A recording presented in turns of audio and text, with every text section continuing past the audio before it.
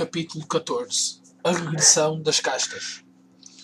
Se quisermos traçar agora um panorama de conjunto, encontramos no que dissemos antes todos os elementos necessários para se formular uma lei geral objetiva que diga respeito à queda de que temos vindo a indicar sucessivamente os momentos mais característicos. A lei da regressão das castas. O sentido da história, a partir dos tempos pré-antigos, corresponde exatamente à descida progressiva do poder e do tipo de civilização de uma para outra das 4 castas: os chefes sagrados, a nobreza guerreira, a burguesia e os escravos, que nas civilizações tradicionais correspondiam à diferenciação qualitativa das principais possibilidades humanas. Perante este movimento geral, tudo o que diz respeito aos diversos conflitos entre os povos, à vida das nações e às outras contingências históricas, apresenta simplesmente um caráter secundário e episódico. Em primeiro lugar, já constatamos o declínio da era da primeira casta. Os representantes da realeza divina, os chefes que reúnem em si, de uma maneira absoluta, os dois poderes, sob o signo do que já constatamos, o declínio da era da primeira casta. Os representantes da realeza divina, os chefes que reúnem em si, de uma maneira absoluta, os dois poderes, sob o signo do que já definimos por virilidade espiritual e soberania olímpica no Ocidente, pertencem a um passado recuadíssimo, quase místico.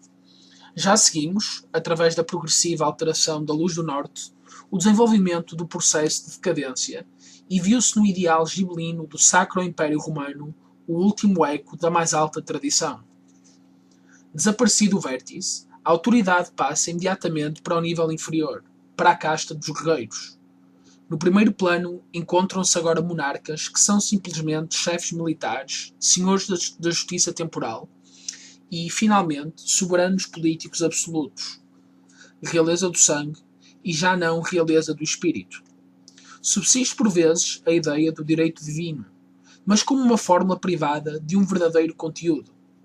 Por detrás de instituições que só formalmente conservavam as características da antiga Constituição Sacral, frequentemente já na Antiguidade só se tiveram soberanos deste tipo. De qualquer modo, no Ocidente, quando se dissolve o icúmeno medieval, torna-se geral e definitiva a passagem a uma nova fase. A fides, cimento do Estado, a este nível perde o seu caráter espiritual para conservar apenas um caráter guerreiro e um sentido de lealismo, de fidelidade e de honra. Trata-se essencialmente da era e do ciclo das grandes monarquias europeias. Segunda derrocada. Até as aristocracias decaem, as monarquias vacilam. Através das revoluções e das constituições, aquelas, quando não são suplantadas por regime de tipo diferente, repúblicas, federações, não passam de vãs sobrevivências, submetidas à vontade da nação e à regra de que o rei reina, mas não o governo. Nas democracias parlamentares, republicanas ou nacionais, a constituição das oligarquias capitalistas experimentam a passagem do poder da segunda para o equivalente moderno da terceira casta. O poder passa do guerreiro para o mercador. Os reis do carvão, do ferro, do petróleo tomam finalmente o lugar dos reis do sangue e do espírito. Também a antiguidade, em formas esporádicas, chegou a conhecer este fenómeno. Em Roma e na Grécia, a aristocracia do censo repetidamente forçou o aparelho hierárquico, ascendendo a cargos nobiliárquicos, minando as leis sagradas e as instituições tradicionais, penetrando na milícia e até mesmo no sacerdócio ou no consulado. Depois, viu-se a revolta das comunas e o aparecimento das diferentes formações medievais de uma potência mercantil. A proclamação solene dos direitos do terceiro Estado em França constituiu a etapa decisiva a que se seguem as variedades da Revolução Burguesa, ou seja, exatamente a terceira casta, a que servem de instrumento as ideologias liberais e democráticas. Paralelamente, é característica desta era a teoria do contrato social. Como vínculo social agora, já nem sequer se encontra uma fides de tipo guerreiro, ou seja, relações de fidelidade e de honra. O vínculo social reveste-se de um caráter utilitário e económico. É um acordo assente na conveniência e no interesse material, o que só um mercador pode conceber. O ouro serve de intermediário, e quem dele se apossessar e souber multiplicá-lo, capitalismo, finanças, trusts industriais, por detrás da fachada democrática, controla virtualmente também o poder político e os instrumentos que servem para formar a opinião pública. A aristocracia cede lugar à plutocracia, o guerreiro ao banqueiro e ao industrial. A economia triunfa em toda a linha. O tráfico de dinheiro e a agiotagem, outrora confinada nos guetos, invadem toda a nova civilização. Segundo a expressão de Sombart, na terra prometida do puritanismo protestante, com o americanismo e capitalismo, não vive mais que espírito judaico destilado. E é natural que, dadas estas premissas de parentesco, os representantes modernos do judaísmo secularizado tenham quase visto abrir-se à sua frente, nesta fase, as vias da conquista do mundo. São características estas expressões de Karl Marx. Qual é o princípio mundano do judaísmo? A exigência prática, a vantagem pessoal. Qual é o seu Deus terrestre? O dinheiro.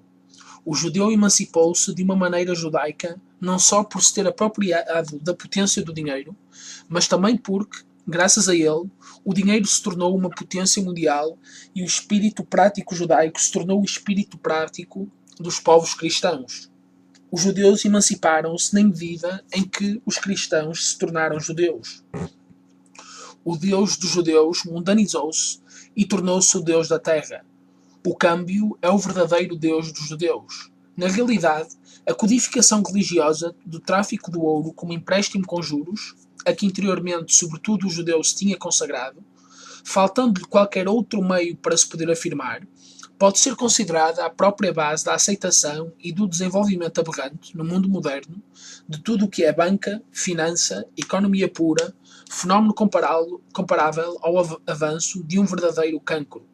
É este o momento fundamental da era dos mercadores.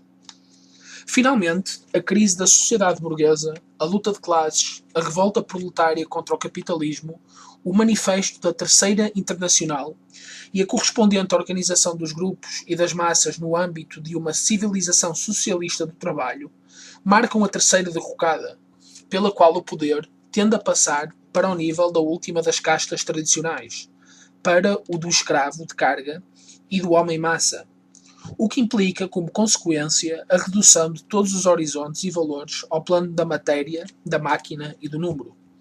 A Revolução Russa foi o seu prelúdio. O novo ideal é o ideal proletário, de uma civilização universal comunista.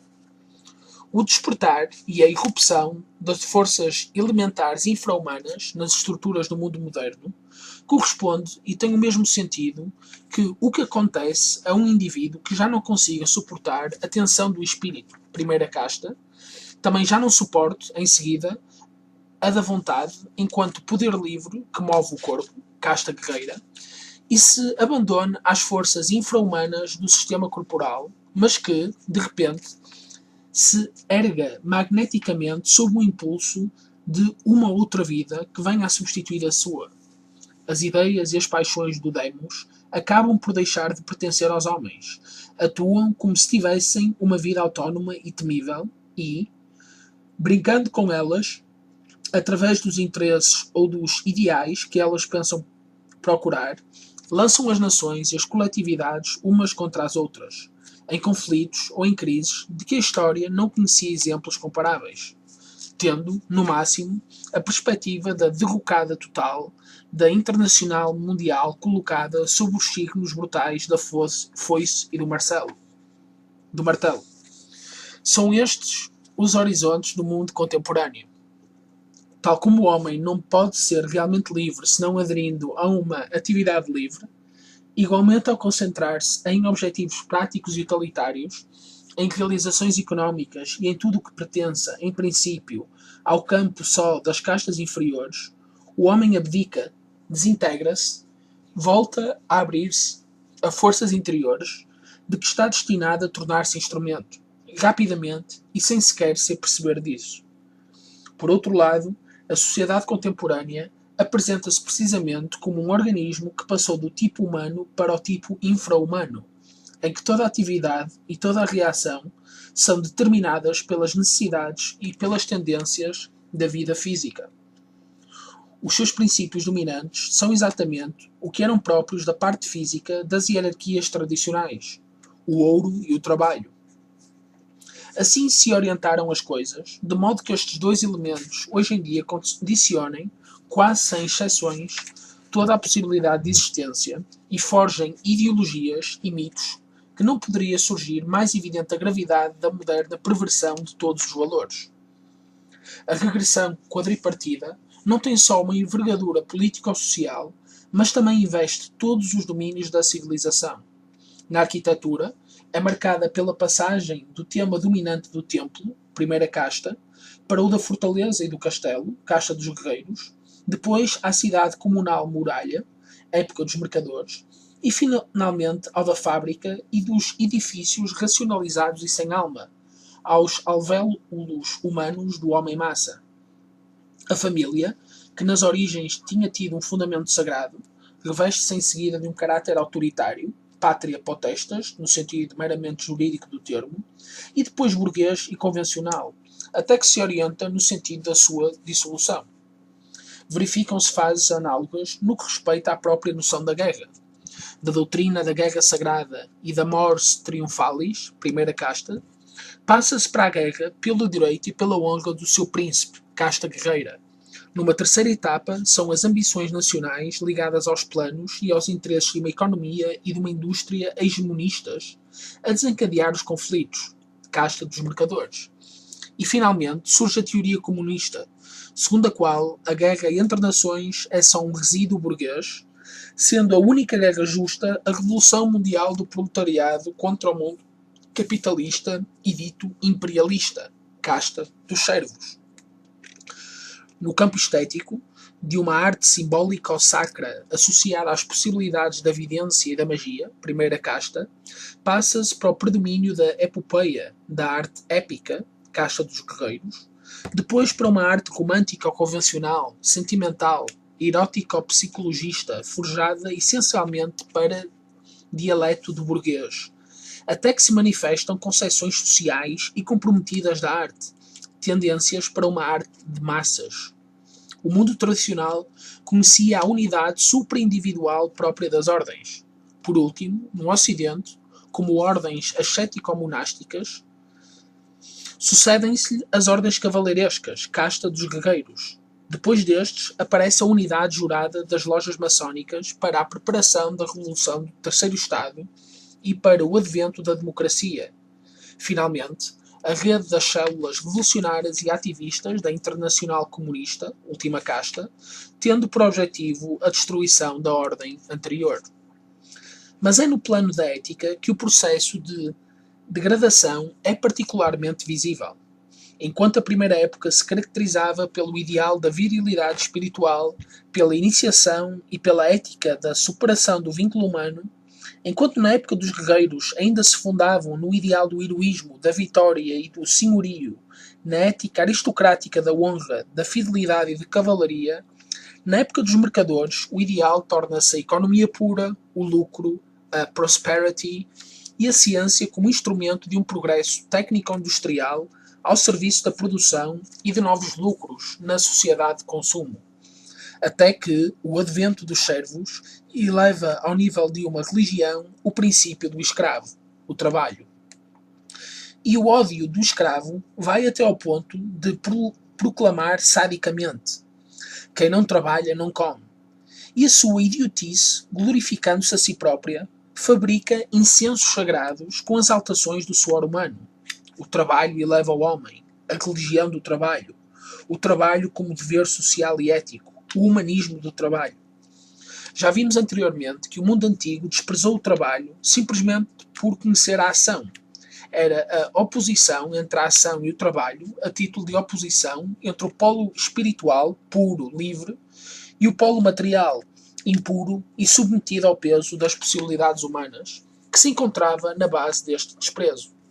e é a perda do sentido desta oposição, a redução bestial do primeiro termo ao segundo, que, pelo contrário, caracteriza as últimas idades.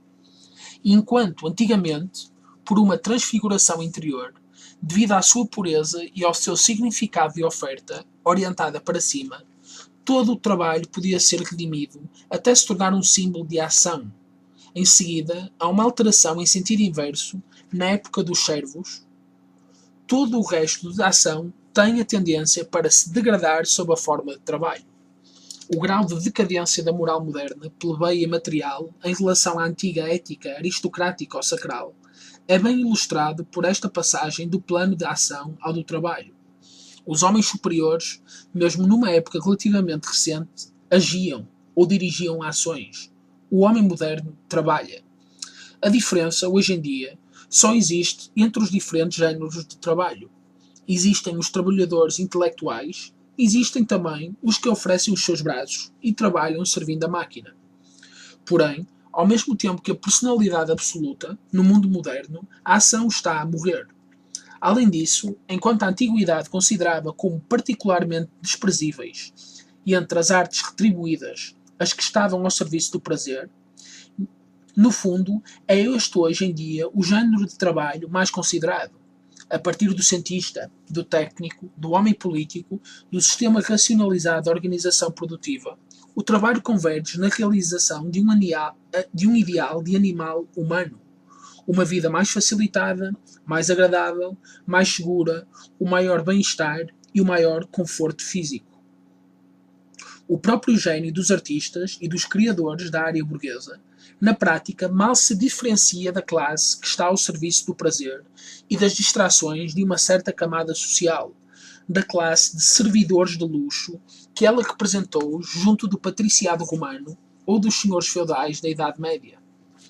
Por outro lado, se os temas próprios desta degradação encontram no plano social e na vida corrente as suas expressões mais características, também não deixam de fazer a sua aparição no plano ideal e especulativo. Durante precisamente o período do humanismo, o tema antitradicionalista e plebeu já se anuncia nos pontos de vista de um Giordano Bruno, que, invertendo os valores, exalta de uma maneira masoquista e particularmente biociana, contra a idade do ouro, de que ele não sabe nada, a idade humana da fadiga do trabalho. Portanto, chama divino ao brutal constrangimento da necessidade, porque ele vai criando artes e invenções cada vez mais maravilhosas e afasta cada vez mais dessa idade do ouro, considerada como uma era animalesca e ociosa, e aproxima os homens da divindade. Encontra-se aqui como que uma antecipação das ideologias que, ligadas à época da Revolução Francesa, terão como chave do mito social precisamente o trabalho, e será em termos de trabalho e de maquinismo que irão reevocar o tema messiânico, glorificando-lhe o progresso e o triunfo sobre o obscurantismo. De resto, eis que o homem moderno, consciente ou inconscientemente, começa a alargar ao universo e a projetar num plano ideal as experiências feitas na oficina, e de que é a alma do trabalho produtivo. Bergson, o filósofo que exaltava o élan vital, foi também o que indicou a analogia entre a atividade técnica, que fabrica, segundo o mero princípio prático, e os modos da própria inteligência, como o moderno pode concebê-la. Por outro lado, tendo lançado plenamente o ridículo sobre o antigo ideal inerte do conhecimento contemplativo, todo o esforço da moderna filosofia do conhecimento nas correntes mais vivas tem a tendência para reconduzir o conhecimento ao trabalho produtivo. Conhecer é fazer. Conhece verdadeiramente aquilo que se faz. Verum et factum convertuntur. E como, de acordo com o irrealismo próprio dessas correntes, ser significa conhecer.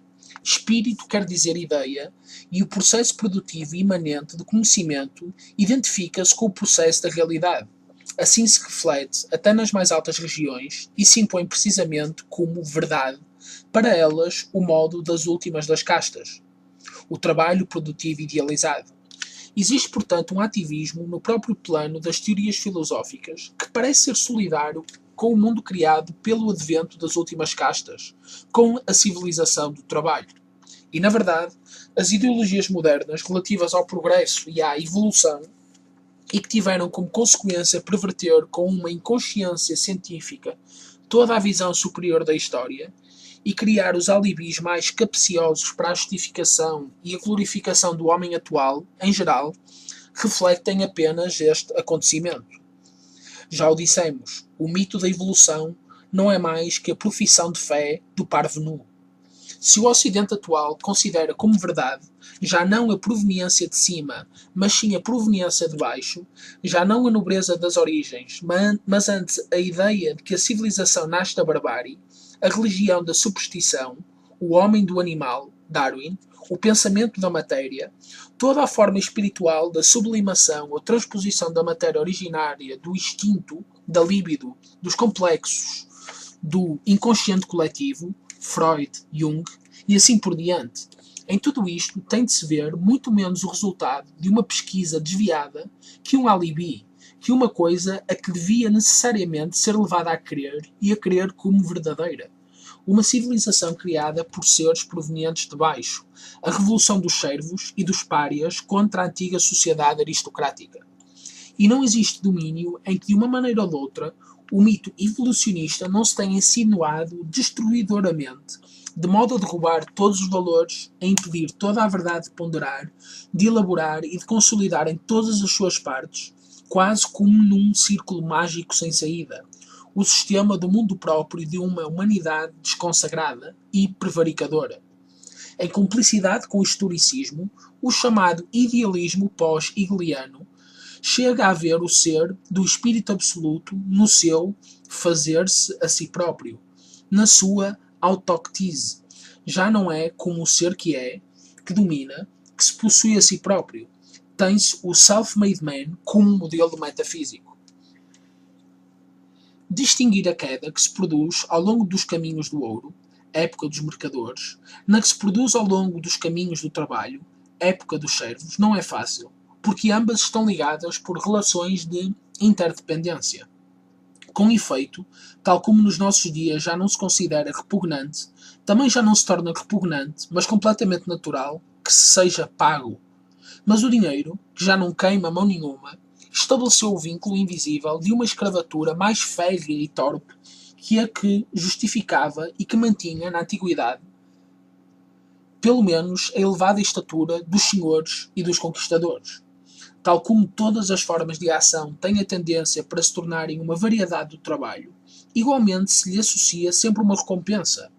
E enquanto nas sociedades mais modernas a ação reduzida a trabalho é medida pelo seu rendimento e o homem pelo seu sucesso prático e pelos seus lucros, enquanto, como já dissemos, Calvino serviu de medianeiro para que o lucro e a riqueza se rodeassem quase de auréola mística de uma eleição divina testemunhada.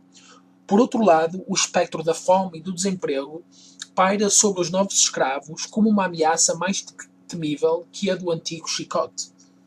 De qualquer modo, é possível distinguir, aproximativamente, uma fase em que a vontade de lucro dos indivíduos que centralizam a riqueza, e portanto o poder, constitui o tema central, fase que corresponde propriamente ao advento da terceira casta, de uma fase posterior em desenvolvimento, caracterizada por uma economia soberana, quase independente, coletivizada ou estatizada à maneira socialista, advento da última casta. A este respeito, é interessante observar que a degradação do princípio ação, na forma própria às castas inferiores, trabalho, produção, é frequentemente acompanhada de uma degradação análoga do princípio ascese.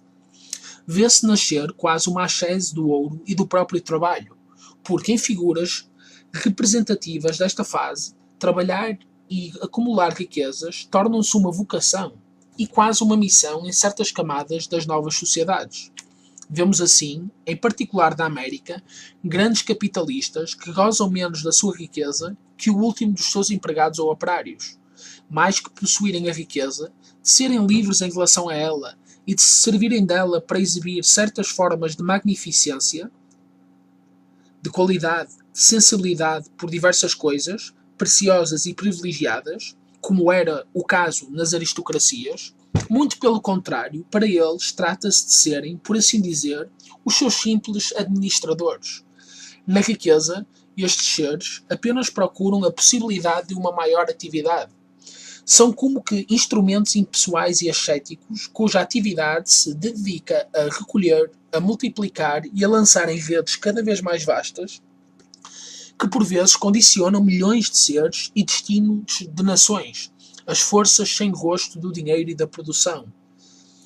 Fiat producio periat homo, diz com toda a razão Sombart, ilustrando o processo pelo qual as destruições espirituais, o próprio vazio que o homem transformado em homem económico e em grande empresário capitalista criou à sua volta, o obrigarem a fazer da sua própria atividade, lucro, negócios, rendimentos, um fim a amar e a pretender em si mesmo, sob pena de serem tomados pela vertigem do abismo, pelo horror de uma vida completamente privada de sentido.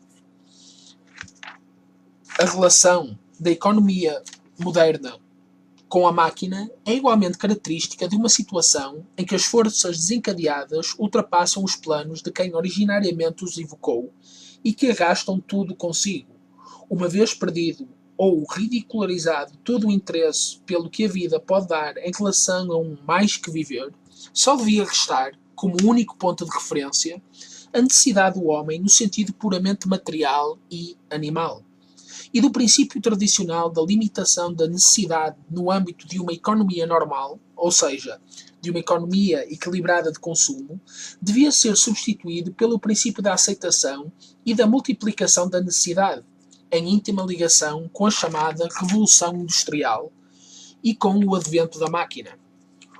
O progresso técnico levou automaticamente da produção à superprodução, e tendo-se despertado ao mesmo tempo a embriaguez ativista, tendo-se determinado o movimento vertiginoso do capital que se multiplica através da produção para depois se relançar em posteriores investimentos produtivos, multiplicar-se de novo, relançar-se e assim por diante. Chegou-se a um ponto em que as relações entre a necessidade e a máquina, ou o trabalho, ficam completamente alteradas. Já não é a necessidade que requer o trabalho mecânico, mas sim ao trabalho mecânico, a produção, que tem necessidade da necessidade. Num regime de superprodução, para que se vendam todos os produtos, é preciso que as necessidades dos indivíduos, longe de se reduzirem, se mantenham ou até se multipliquem, de maneira que se consoma cada vez mais e que se tenha sempre um mecanismo em movimento, sob pena de se chegar a um fatal engarrafamento que imporia uma destas duas consequências. A guerra, entendida como um meio de assegurar pela violência o desembocar numa maior potência económico-produtiva que não tem espaço, ou então o desemprego, desarmamento industrial, face à crise da colocação e de consumo, com as suas diversas consequências, crises e tensões sociais, particularmente favoráveis à sublevação do quarto Estado. Assim, a economia atuou na essência inferior do homem moderno, e através da civilização por ele criada, tal como o fogo que se transmite de um ponto para o outro enquanto não arder tudo. E a correspondente civilização, partindo dos seus focos ocidentais, difundiu o contágio a todas as terras ainda sãs, trouxe a inquietação, a insatisfação, o ressentimento, a incapacidade de se possuir num estilo de simplicidade, de independência e de comedimento, a necessidade de avançar sem parar e cada vez mais rapidamente, no seio de todas as camadas sociais e de todas as raças. Ela foi empurrando o homem cada vez mais longe, foi-lhe impondo a necessidade de um número cada vez maior de coisas, tornou-o, portanto, cada vez mais insuficiente e cada vez mais impotente. E cada nova invenção, cada nova descoberta técnica, em vez de ser uma conquista, marca uma nova derrota. É uma nova chicotada destinada a tornar a corrida ainda mais rápida e ainda mais cega. É assim que as diferentes vias convergem. A civilização mecânica, a economia soberana, a civilização da produção e dos consumos coincidem com a exaltação do devir e do progresso, do impulso vital e ilimitado. Em resumo, com a manifestação do demoníaco no mundo moderno. Em matéria de ascese degradada, é conveniente salientar o espírito de um fenómeno próprio do plano do trabalho, ou seja, da quarta casta. O mundo moderno conhece uma espécie de sublimação do trabalho, graças à qual até mesmo este se torna desinteressado, se dissocia do fator económico e, inclusivamente, da noção de um fim prático ou produtivo, e se torna ele também uma espécie de ascese. Trata-se do desporto. O desporto é uma maneira de trabalhar em que o objeto e o fim produtivo já não contam, que, portanto, é desejado em si mesmo, como simples atividade. Já se disse com razão que ele representa a religião do operário. O desporto é uma imitação típica da ação entendida no sentido tradicional. Embora seja um trabalho no vazio, ele não deixa de apresentar a mesma vulgaridade que o trabalho, e tal como este, pertence à estirpe privada de luz, irracional e física, das atividades que se exercem nos diversos focos da contaminação plebeia. Se ele por vezes chega, nas suas culminações, à evocação fragmentária de forças profundas, trata-se, no entanto, apenas do gozo da sensação, da vertigem, no máximo da embriaguez de dirigir as energias e de vencer, sem qualquer referência superior e transfigurante, sem qualquer significado de sacrifício e de oferta desindividualizantes. Pelo contrário, a individualidade física é lisonjeada e reforçada pelo desporto e, portanto, reforça-se a corrente e sufoca-se todo o vestígio de sensibilidade mais subtil. O homem tende a perder o seu caráter de ser orgânico, a reduzir-se a um feixe de reflexos e, por isso, quase a um mecanismo. E se são precisamente as camadas mais baixas da sociedade que mostram mais frenesi pelo desporto, e, para dizer a verdade, sob a forma de grandes manifestações coletivas, isso não deixa de ter o seu significado. No desporto, poder-se-ia ver um dos sinais precursores do tipo de sociedade de que Dostoiévski, nos Possessos, faz falar Shigalev, em que, após o tempo necessário para uma educação metódica e racional destinada a eliminar dentro de cada um o mal constituído pelo eu e pelo livre-arbítrio, os homens, já não se apercebendo de que são escravos, regressariam à inocência, à felicidade e ao novo paraíso, só diferente do bíblico, por nele o trabalho reinar como lei universal. O trabalho como desporto e o desporto como trabalho, num mundo que não conhece céus e que perdeu o sentido da verdadeira personalidade, seria de facto a via melhor para a realização de um ideal messiânico deste género. Assim, não deixa de ser significativo que em muitas sociedades novas tenham surgido, de maneira espontânea ou por iniciativa do Estado, grandes organizações desportivas, quase como que apêndices das diversas classes de trabalhadores e lugares de encontro entre os dois campos do trabalho e do desporto.